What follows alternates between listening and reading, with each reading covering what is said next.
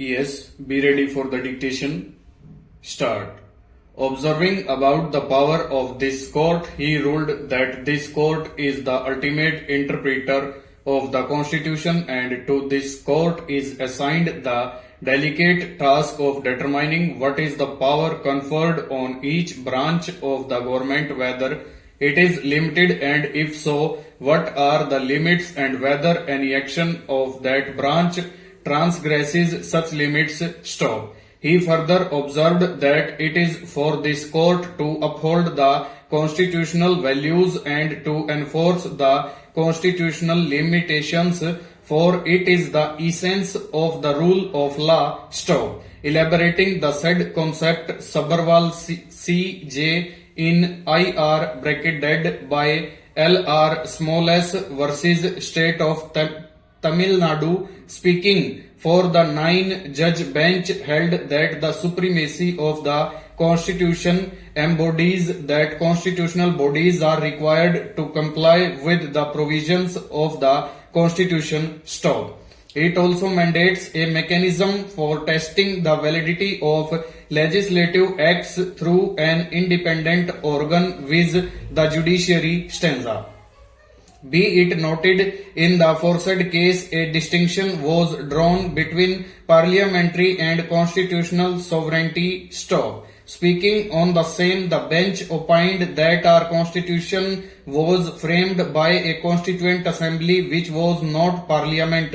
Stop. It is in the exercise of law-making power by the constituent assembly that we have a controlled constitution. Stop. Articles 14, 19 and 21 represent the foundational values which form the bedrock of the rule of law. Stop. These are the principles of constitutionality which form the basis of judicial review apart from the rule of law and separation of powers. Stanza.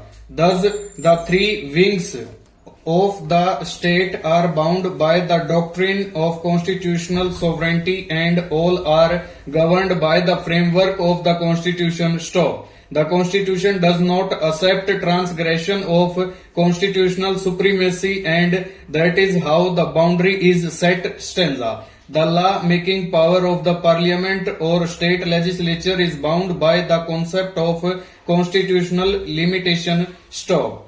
It is necessary to appreciate what precisely is meant by constitutional limitation. Stop. In state of West Bengal versus Anwar Ali Sarkar, this court, in the context of freedom of speech and expression conferred by Article 19(1)(a) of the Constitution, applied the principle of constitutional limitation and opined that where a law purports to authorize the imposition of restrictions on a fundamental right in a language wide enough to cover restrictions both within and without the limits of constitutionally permissible legislative action affecting such right, it is not possible to uphold it even so far as it may be applied within the constitutional limits, as it is not severable. Stanza.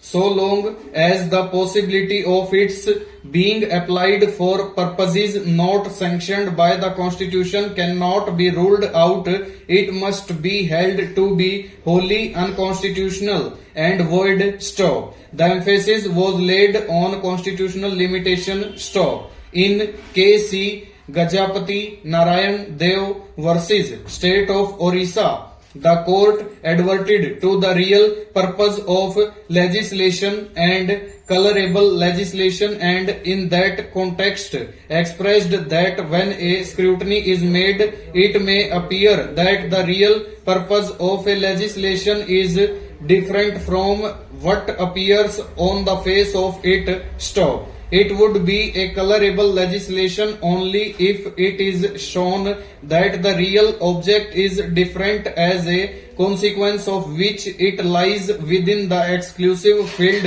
of another legislature. Full stop. Over.